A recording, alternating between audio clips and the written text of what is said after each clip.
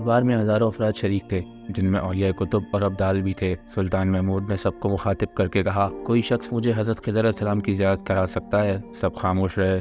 دربار میں بیٹھا ایک غریب دیہاتی کھڑا ہوا اور کہا، میں زیارت کرا سکتا ہوں۔ سلطان نے شرائط پوچھی تو عرض کرنے لگا، 6 ماہ دریا کے کنارے، چلہ کاٹا ہوگا، لیکن میں غریب آدمی ہوں، میرے گھر کا خرچہ آپ کو اٹھانا ہوگا۔ سلطان نے شرط منظور کر لی۔ اس شخص کو چلے کے لیے بھیج دیا گیا اور گھر کا خرچہ بادشاہ کے ذمے ہو گیا۔ 6 ماہ گزرنے کے بعد سلطان نے اس شخص کو دربار میں حاضر کیا اور پوچھا۔ دیہاتی کہنے لگا، حضور کچھ وظائف الٹے ہو گئے ہیں، لہذا 6 ماہ مزید لگیں گے۔ مزید 6 ماہ گزرنے کے بعد سلطان محمود کے دربار میں اس شخص کو دوبارہ پیش کیا گیا تو بادشاہ نے پوچھا، میرے کام کا کیا ہوا؟ یہ بات سن کے دیہاتی کہنے لگا، بادشاہ سلامت، کہاں میں گناہ گار اور کہاں حضرت خضر علیہ السلام، میں نے آپ سے جھوٹ بولا، میرے گھر کا خرچہ پورا نہیں ہو رہا تھا، بچے بھوک سے مر رہے تھے، اس لیے ایسا کرنے پر مجبور ہوا۔ سلطان محمود غزنوی نے اپنے ایک وزیر کو کھڑا کیا اور پوچھا، اس شخص کی سزا کیا ہے؟ وزیر نے کہا، سر، اس شخص نے بادشاہ کے ساتھ جھوٹ بولا ہے، لہذا اس کا گلا کاٹ دیا جائے۔ دربار میں ایک نورانی چہرے والے بزرگ بھی تشریف فرما تھے۔ کہنے لگے، بادشاہ سلامت، اس وزیر نے بالکل ٹھیک کہا۔ بادشاہ نے دوسرے وزیر سے پوچھا، آپ بتاؤ۔ اس نے کہا، سر، اس شخص نے بادشاہ کے ساتھ فراڈ کیا ہے، اس کا گلا نہ کاٹا جائے بلکہ اسے کتوں کے آگے ڈالا جائے تاکہ یہ ذلیل ہو کر مرے، اسے مرنے میں کچھ وقت تو لگے۔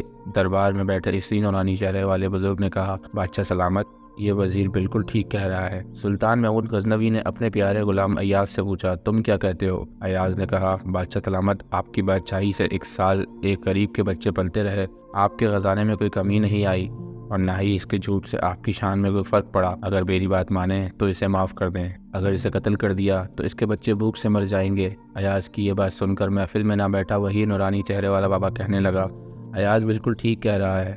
سلطان محمود غزنوی نے اس بابا جی کو بلایا اور پوچھا، آپ نے ہر وزیر کے فیصلے کو درست کہا، اس کی وجہ مجھے سمجھائی جائے۔ بابا جی کہنے لگا، بادشاہ سلامت، پہلے نمبر پر جس وزیر نے کہا اس کا گلا کاٹا جائے وہ قوم کا کسائی ہے اور کسائی کا کام ہے گلے کاٹنا۔ اس نے اپنا خاندانی رنگ دکھایا، غلطی اس کی نہیں آپ کی ہے کہ آپ نے ایک کسائی کو وزیر بنا لیا۔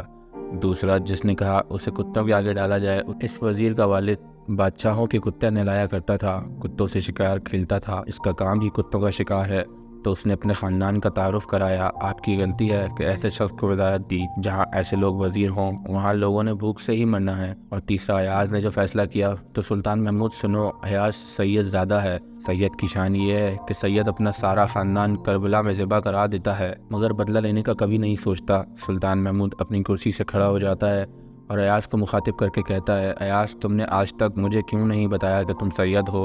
ایاز کہتا ہے، آج تک کسی کو اس بات کا علم نہ تھا کہ ایاز سید ہے، لیکن آج بابا جی نے میرا راز کھولا، آج میں بھی ایک راز کھول دیتا ہوں۔ اے بادشاہ سلامت، یہ بابا کوئی عام ہستی نہیں، یہی حضرت خضر علیہ السلام ہے، بحوالہ کتاب شبلی نعمانی۔ ہمارے نئے آنے والے دوستوں سے گزارش ہے ہمارا چینل لازمی سبسکرائب کریں۔ اسی طریقے کی مزیدار ویڈیوز دیکھنے کے لیے آپ کے سامنے 2 ویڈیوز ہوں گی، کسی بھی ایک پہ کلک کر کے میری آواز دوبارہ سنی جا۔ شکریہ دوستوں، اللہ حافظ۔